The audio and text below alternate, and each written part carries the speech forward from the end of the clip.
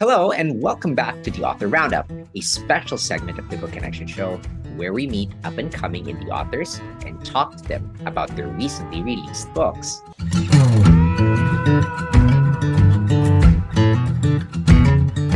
Hello, and welcome to another episode of the Author Roundup, a special segment of the Book Connection Show. My name is Ray Walters. Dr. Bill was the way kids could relate to and also address boundaries. His private practice was committed to serving young people diagnosed with 6 months or less to live. The topics and the stories are the essences of the book. In today's episode, I am going to talk to the author who have just published a book entitled Teachable Moments, Lessons to Enrich Our Mental Health, Our Spiritual Journey, and Relationships. Viewers and listeners, with me today here at the Author Roundup, Dr. Bill Stephenson. Hi, Doctor. Good morning. Good morning. Welcome to the show, Doctor. And congratulations on getting another book published with Westbow Press. Yes, this is actually this is my sixth book that has been published, not by Westbrook necessarily, but I've published 3 books on the work that I had done before retirement on working with the terminally ill. And so 3 of those books are basically memoirs of clients that I got permission to be able to tell their story. Right. And as I am very much excited to have you in today's show, I know our viewers and listeners are also very much excited to get to know you. So for their benefit, I would like to ask you to please introduce yourself. Sure. Again, I as a counselor that I started a private practice more than 30 years ago. Coming out of working in hospitals, I decided that I wanted to get my own thing going, and I created a team of people to work with me in generating concern about the way in which I judged young people needed to receive care that I had not been seeing occurring. And as well, and when we talk about that, we're talking about their families and the schools and the community that they live in. And how could we reach out to the whole person that is in front of us, rather than just looking at that child as a sick person.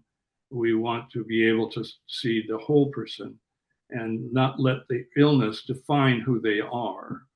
And that was a tough haul, because a lot of kids felt as if that was the only thing that they were being seen as a sick child, and or as a sick individual, teenagers and young adults. So we tried to be able to create an atmosphere where they were seen with a more whole understanding of who they were and who they wanted to be, even though they may only have 6 months or less to live. Right. So, Doctor, your work involves you having to be with kids, young people diagnosed with 6 months or less to live. I wouldn't go ahead and dare say that how difficult it is, because I know it is by itself really difficult. But with your line of work, does it matter? I mean, what I'm trying to ask is it any different for adults who are going through the same thing? Yeah, it is very different. For adults, kids are usually being given a great deal of support in their illness and through their illness. And even though sometimes they feel as if there isn't any support, most of the time they are getting the kind of care from parents and grandparents and teachers and pastors and whatever that they have in their lives. But adults don't get that opportunity as much. And as a result, their understanding of the 6 months that they have left, or the diagnosis of being terminal, that's what it means, 6 months or less. Yes. That they don't often get that opportunity. In fact, many times that I did work with adults, older adults. Oftentimes, I might be the only one that they would be uh, uh, getting support from. Oh, yeah. So there's a to not have the support at the time that you're struggling with the end of life is so important, and oftentimes adults aren't given that opportunity, unlike most children are. Right. You've done this for so many years. How do you how do you process this? Like You in every client that you get to deal with and you get the opportunity to work with. know, I know it never gets easier. You know, like on a regular job, you could yeah, probably get so good at what you do, it becomes easy. It yeah. becomes muscle memory or routinary, something like that. But we're dealing with people who only have 6 months to live. So how do you process this?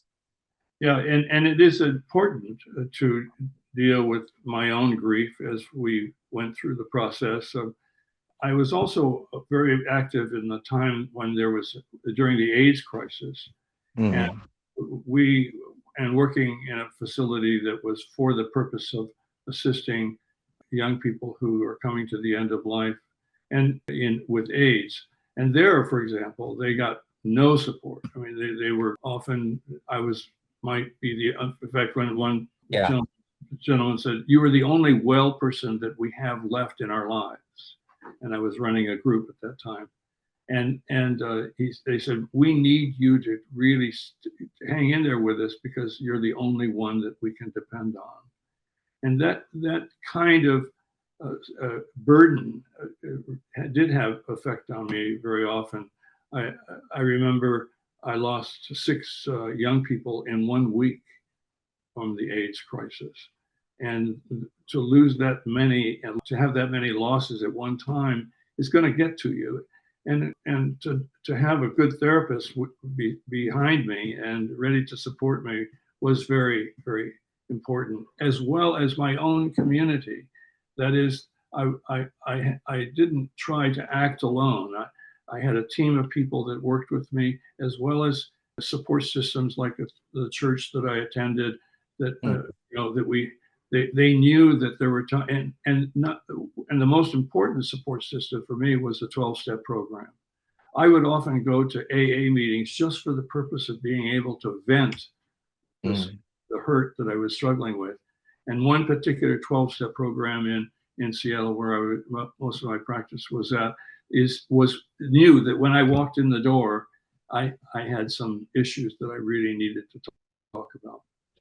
So all these experiences of yours, doctor, for the past few years, you've written all of them in the books that you have published, right? Oh yes, oh yes. I couldn't be there for every one of them, obviously, Yes. but that was simply an important goal of mine. I think of one young lady that was 12 years old and she wasn't going to make it to her 13th birthday, Mm. and we fixed that certainly by having an early birthday. But I remember I had to go away for a few days, and she said, "Dr. Bill, I will wait for you." And that I just couldn't believe that she was asking herself to do that. But she did, in fact, wait until I came back from where I was at after 6 days, and Mm. she died that night. But she did not want to be. She wanted me there, no matter how hard she tried. So it is a responsibility to try and follow through with the commitment that you have with a young person, especially a young person over an adult. Adults may be more flexible with that, but not young people. Right. Now, doctor, speaking of books that you have written, you have just recently published Teachable Moments, Oh, yeah. lessons to enrich our mental health, our spiritual journey, and our relationships. Mhm. Yeah, I'm very much interested to know about this book, and I'm quite sure that our listeners and our viewers over our channels would be delighted to hear you talk about it.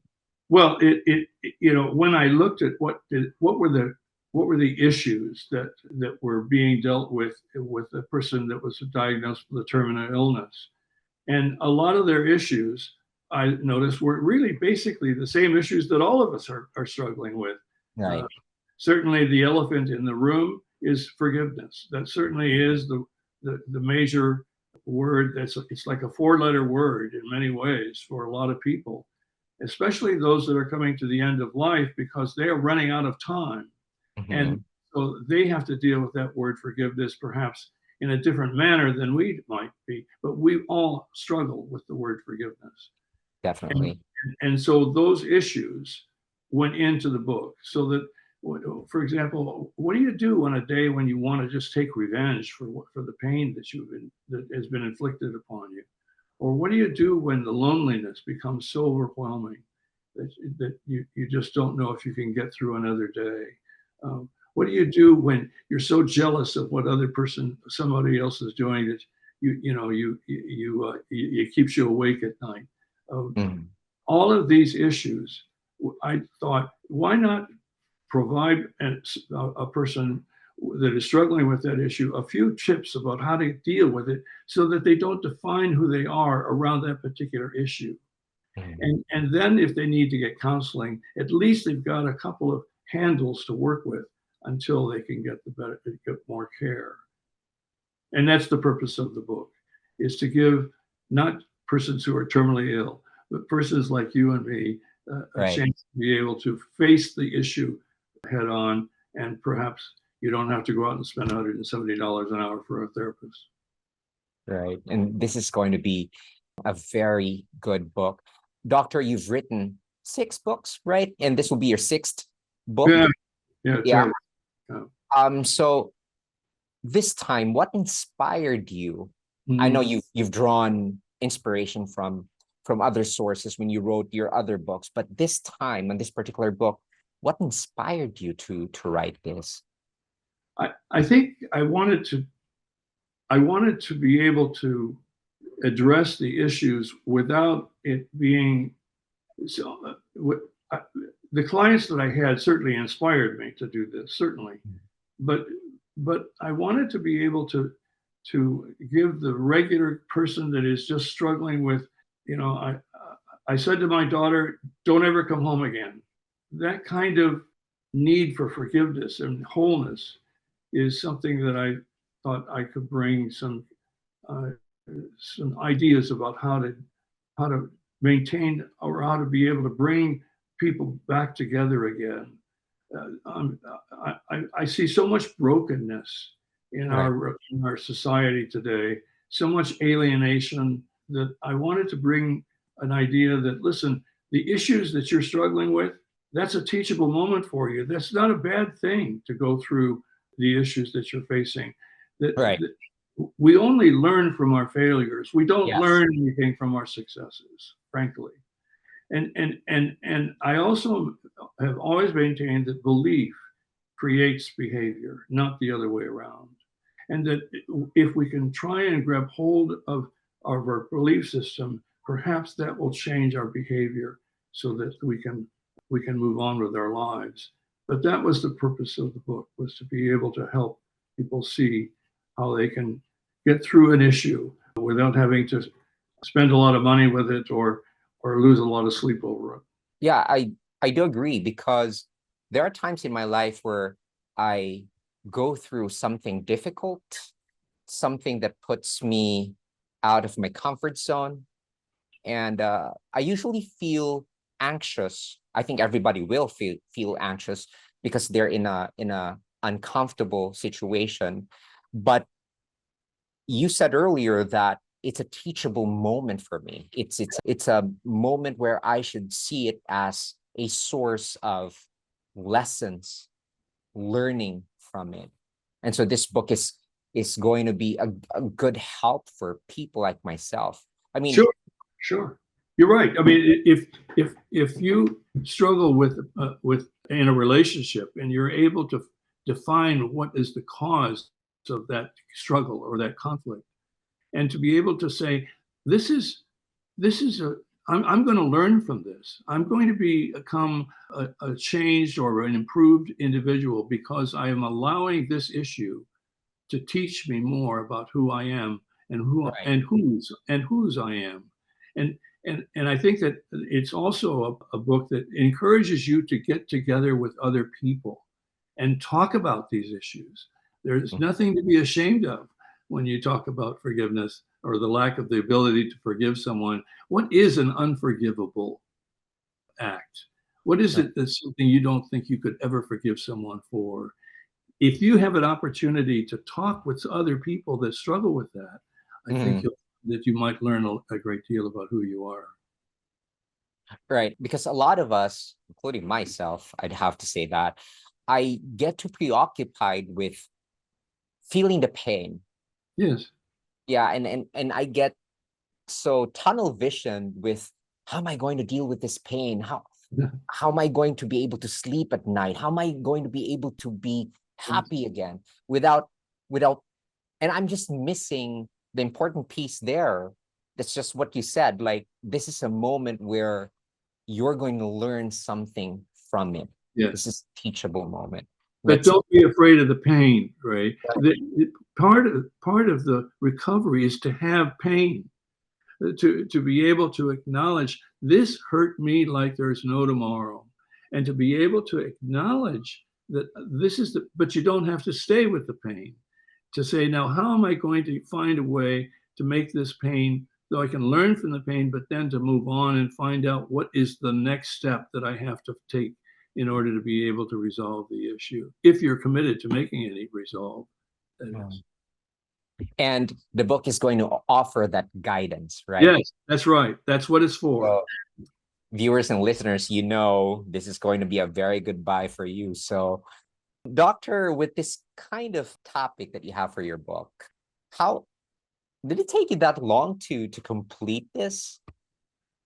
Well, I don't think it's not. I think it was a time when I was ready to write something like this. Okay. I don't know whether the length of time, which was a couple of years, but I don't think I was ready to write something that was not memoir related. Or I, Mhm. I'm a fanatic poet, and so I get into that stuff too. But I think that the time in my life that I wanted to be able to do something that was a little different than the other books was now. And so this book is different than any of the other books that I've written, certainly. How different is this? Well, it's different because I don't depend upon I don't use the memoir as Mhm, yeah, yeah. only message. Message. Often we let the message of the memoir give you the message. Young this is what this young man is trying to teach us, for example. Right, right. But in this case, I'm wanting you to find your own way of understanding of what this issue is teaching you. I can give you an illustration of what of how it affected other people, but I want you to be the subject, not the memoir. And that's what's going to make this book very much interesting, Doctor. In writing this book, what's the most fun part? I think the fun part is is is is being able to watch how I teach a class now with the book. There are 40 people in the class. It's crazy, but to watch how have grabbed they have grabbed a hold of their struggle, and to Mhm. be able to watch them talk about it and not be ashamed about Right. it, and how they often will come and they will say, I feel more power than ever before of being able to resolve this issue in my life.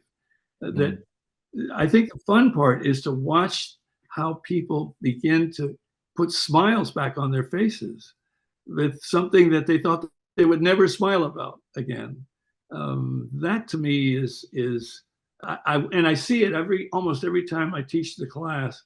There's somebody that comes out of it saying, I, I never thought about it that way before, and feel a little bit more validated by the fact that they don't have to define their life based upon this brokenness that they have.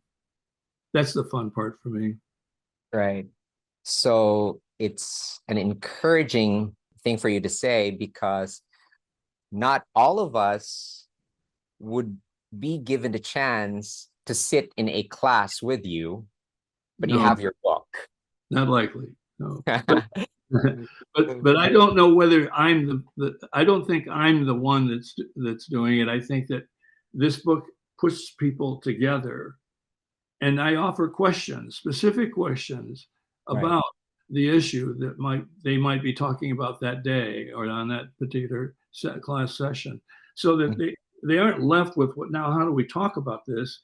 I give you the idea of how to talk about it, and for many purpose for many of the chapters, I will even give you a scripture that might fit with that particular issue, if that is something that um, uh, people want to use. They can use it. It's not essential, but I try to give you as much resource as possible to address the concern that is in front of them for that particular session.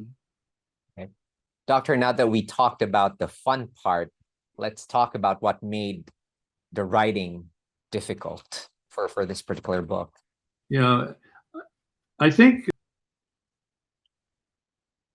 I think that what made it unusually difficult was that I was stepping into a realm that I had never been in before. Um, it's it isn't. I can take my progress notes and I can go through a prog note, go through a chart, and I can create a story around that without too much difficulty, because my progress notes, I have this viciously vicious memory of being able to remember everything you say in Mm-hmm. in a session. Okay, Mm-hmm. so when I wrote a prog note, I would write down dialogue. I wouldn't write just what's going on, but I would write all the dialogue, so that when I wrote a story, I was writing a story that included all the dialogue that took place in that with that person. That that isn't that isn't what this book is for. This book is for being able for you to create the dialogue, Right. and I am here to just witness it. But I'm not going to tell your story. I'm getting you to tell your story. It's your memoir that you're sharing with me now. I'm not bringing out material and being able to publish it with your permission, if I am able to get it, about how your life came to an end. So that, I think that's what's so hard, is that I'm using a different muscle in order to be able to uh, produce this book, I guess. Yeah, and I totally understand. Doctor, your book, if I'm not mistaken, came out March of this year, right? Yeah, actually, April it came out. And April. yeah, Okay, so that's April. So been a couple of months, 2 months, 3 months. Have you had feedback so far? I know you shared some feedback during your class, but yeah, that's fun. I think I've not had any negative feedback. I really, frankly, am a little surprised about that. But the positive feedback, I had a doctor in Kansas, I think it was, Mhm. and he read the book, and he wrote me back and he said, uh, I'm buying your book for every one of my patients, Oh, because your book is much more valuable to the wellness of my patients than anything that I can prescribe. And I was deeply touched by that, that a physician would be able to see the value of the way in which I approached wellness, and that we were both committed to the same goal, which was to bring wellness to individuals and to relationships. And he said, your book is about as the best as I have ever found that can do that. So that's one positive feedback that I got. that's a very nice feedback. Yeah, Very nice feedback. yeah, Doc, let's step back a little, or step kind of like take a little detour, and because a lot of our viewers and listeners are aspiring writers. Oh yeah. Aspiring authors, and you obviously have the experience. You've written 6 books. So what advice can you give to our listeners and viewers who are having a hard time completing their work? Well, I don't think I would ever write a book without having a close mentoring experience with someone. That I think that for me to be able to have a pair of eyes look at what I'm doing, to be able to sharpen my vision a little bit. I need an optometrist for someone to be with me. That is to be able to get my eyes to be focused a little bit better on the issue rather than me going off half-cocked to try and see if I can get the story written or get the book written. So I depend upon someone who has experience in writing. I think that the other part of it is that it was very helpful for me to join a couple of writers groups, and one locally and one nationally, and they were also very helpful to me. I think that the this particular book, A New Way to Hope, was given an award by a National Writers Association. Mm-hmm. That to me was as being the best book in that particular genre, and I think that it was very helpful to me, is to not try and see if I can sit here in my office and write a book, and it's going to be just fine. That doesn't work that way. That's a Cinderella story, Right. and I don't think that I don't think that would have. I think maybe I may have started out that way, but I knew right away that if I was going to write anything that was any good, I needed other people involved in my development as a writer, because writing is a developmental stage of life.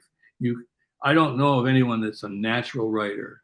They may have some natural skills, but when it comes to writing, get somebody with you to guide you along. 6 books, Doctor. Can you give us the titles of the books you've written? A New Way to Hope was one. A New Way to Hope is the one that I think took off. The book, they got the best response. And again, this is a book that I write a book about how I worked with children, how I worked with young adults, and how I worked with adults. And so it's a section of how we worked with people that had less than 6 months to live. And when we're talking about less than 6 months to live, some people, some were 6 days, some were 6 weeks. Their ability to be able to engage with you often was shortened by how their health was. So 6 months is just that doesn't mean that I had 6 months to work with them. That's for sure. Yeah. But the books, the first couple of A Gift to Self is going to be republished. This is a new book. This was a book, one of my first ones, and it had poetry and story with it.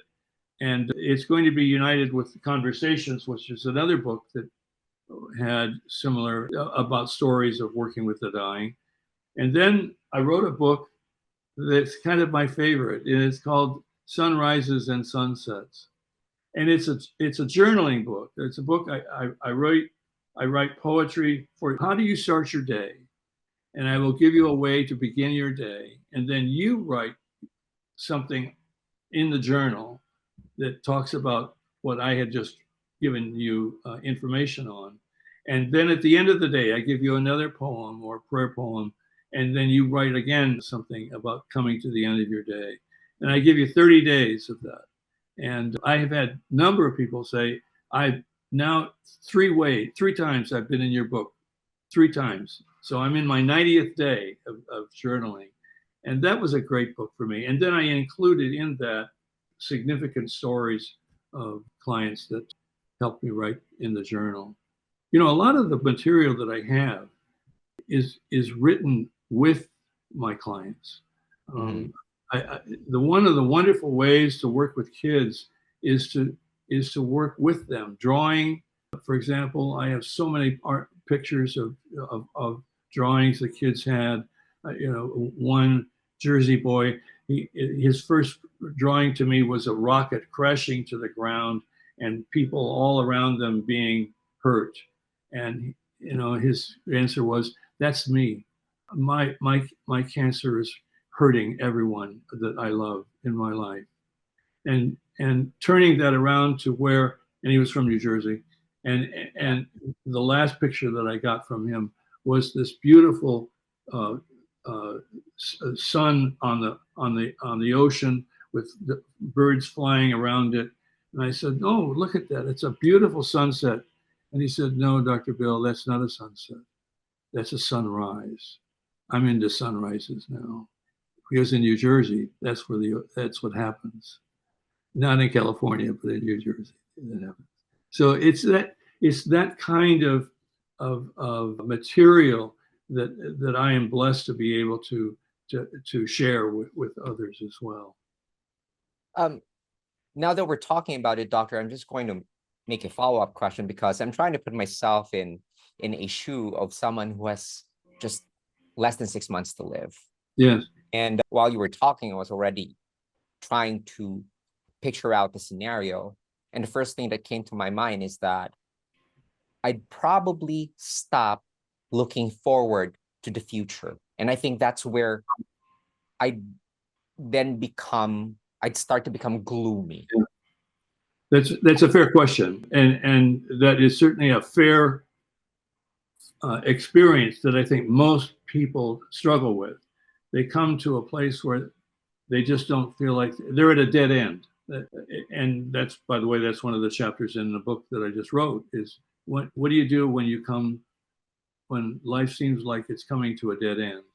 And I think that there are times when I feel that way myself, that I just don't know where else I don't know where to turn because I'm in a cul-de-sac.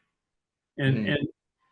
and I think that what the purpose of the kind of counseling that I advocated was that no one should die without hope. No one should have that taken away from them. And if it's taken away from them, we need to find a way to reinstitute that four-letter word into their life before they come to the end of life.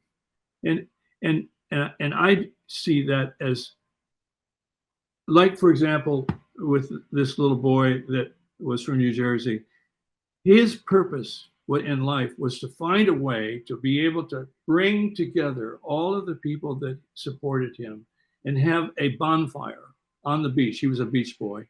Mm. And he said, I'm going to go home and I want to build a bonfire and bring everyone together that I can possibly able to do. And so he and I said, okay, what do you say? Let's create an invitation, list of invites. Who are you going to have? Well, by the time that the campfire came, there were over 60 people that came to this campfire, this bonfire on the beach, and he was no longer able to walk, and so the lifeguards brought him in on one of their jeeps so that he could be there for them, and they had this huge bonfire together, and they sang a song that we teach people on called "Wherever You Go." He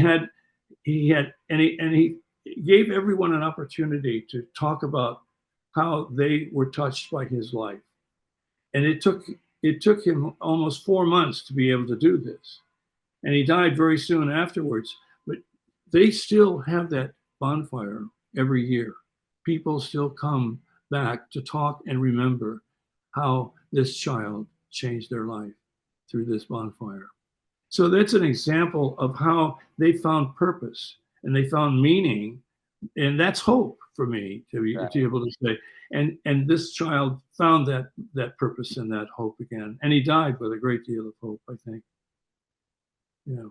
I bet your book is littered with so many beautiful stories. The ones that you have published earlier, and especially the one that you have now, it's going to be centering on the reader. And I would want to go ahead and ask more questions, but I don't want to reveal a lot about it.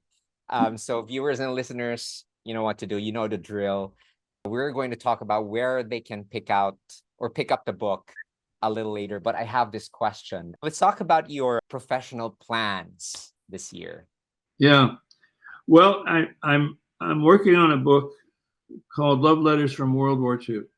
Mhm. And I have my parents' love letters while my dad was in World War II, and he was gone for almost 3 years. He was in the Merchant Marines and the Navy, and I have their love letters about how they survived those 3 years. My mother was home with a child that had polio, and so she was struggling with that issue by herself, and the dialogue that they had between one another, the most touching letters that I've ever seen. Letters that none of us would. They're not R-rated. They're G-rated kind of love letters, you know. And to watch how they matured together and how they came back together again. These letters are I think a lot of people would like to read these kinds of letters about World War II. And that's that's one of the books that I'm working on right now. And so but I think it's an important part of my life as well, because Right. I was born in 1945, so I was born right after.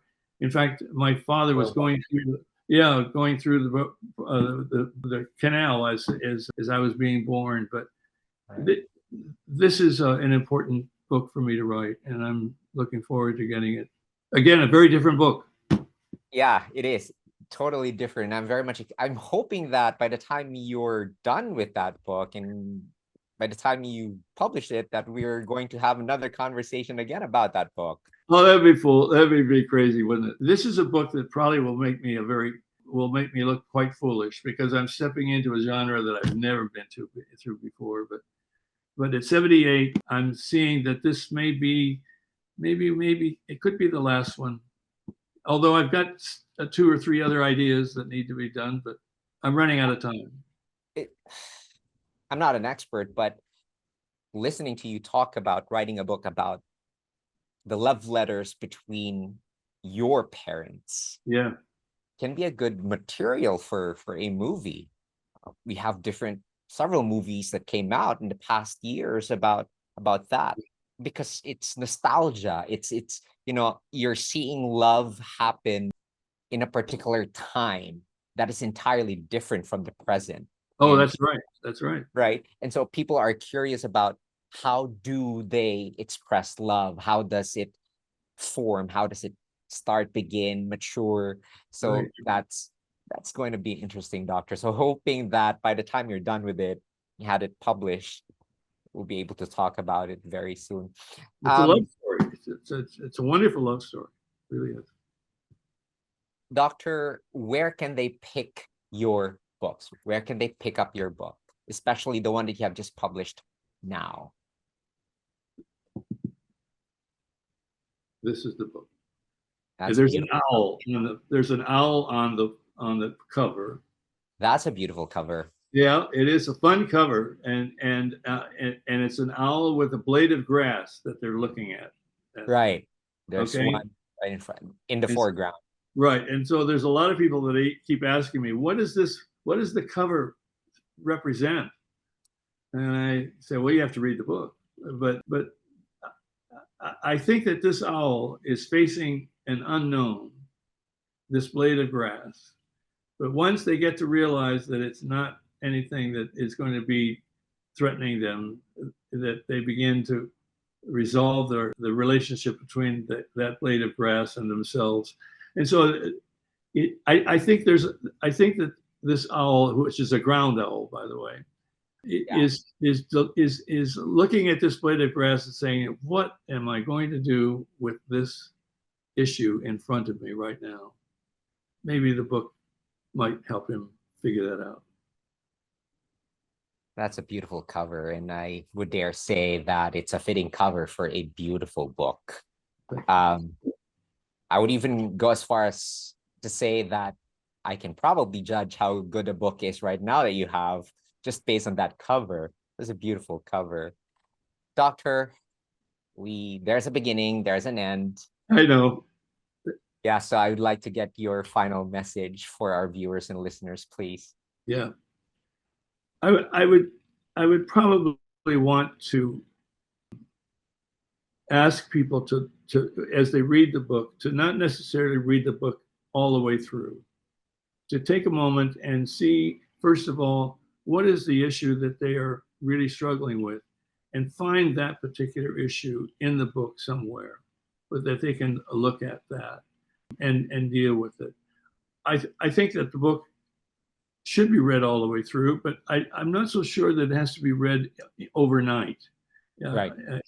like that. That I don't think the book is going to be that helpful. It could be entertaining to them, but I think especially the issue with forgiveness, for example, you pick that book up and talk about forgiveness.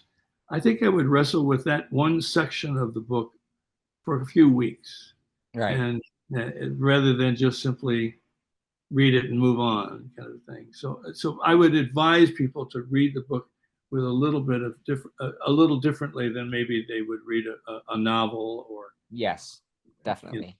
yeah, that would be my advice to them. And they can pick up your book on Amazon, Oh yeah, Special Press, and I've Barnes. got and I have a website, williamstephensonbooks.com. WilliamStephensonBooks.com. You heard it right, ladies and gentlemen. You can pick up Dr. Stephenson's books. Not just one book, right? You Oh, website it's plural, books plural, books there. right? All Because all right. of the books are on there for you to take a look I'll go visit it a little later. at it. So, Dr. Stephenson, this has been a short but a profound conversation. I would like to thank you for letting us have you on the show. Ray, I feel very fortunate to be able to have this kind of conversation with you, and I appreciate the time that you've given also to it. Thank you, Doctor. Thank you so much to both our viewers and listeners in our YouTube and podcast channels. Now, before you go, show some love by subscribing to our channel. Stay tuned for our next interview on the Book Connection Show, where we meet extraordinary indie voices with incredible stories. This is Ray Walters. See you again on the next episode.